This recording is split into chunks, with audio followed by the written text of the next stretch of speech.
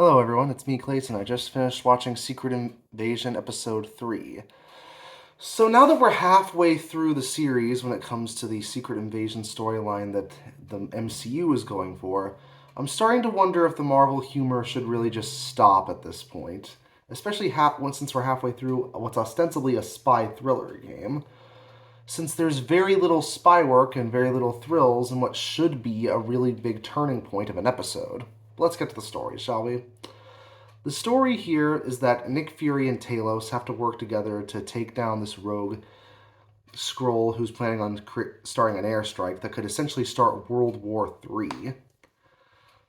The Skrull has taken over the human being Robert Fairbanks, and both of them need to get into his house, and they need to get a password in order to prevent the airstrike from happening.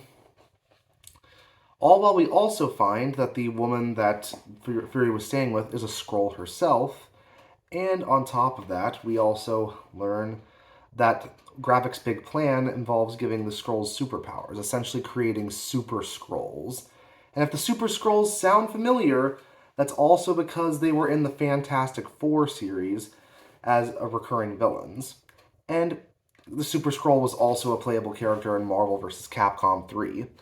I do like the Super Skrulls when it comes to their abilities, but again, introducing them before we even get the full Fantastic Four team seems a bit weird, especially since they didn't even need the Super Skrulls and the other versions of the Secret Invasion storyline for this to work. But hey, if they're going to go for a new interpretation on that specific kind of Skrull, I guess they'll do what they have to do.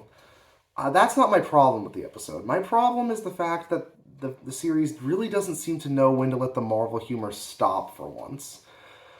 Ben Mendelsohn and Sam Jackson are great actors, of course, but they really don't get a lot to do with a lot of these lines, and a lot of the comedy bits really seem either juvenile or they go on for way too long. I'd expect that from some of the quippy characters like Star-Lord or Tony Stark, but not from Nick Fury and Talos. It feels like it's completely off-brand for them to say things in this way. Even when Nick Fury has had his quips in the past, but even then, it wasn't in situations where World War III could happen. It really diminishes the tension of what should be a very tense episode.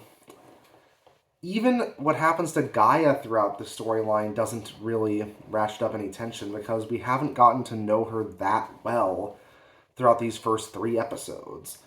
Granted, she's had to juggle her time with a lot of other characters, so we would have to, do a lot of stuff with that.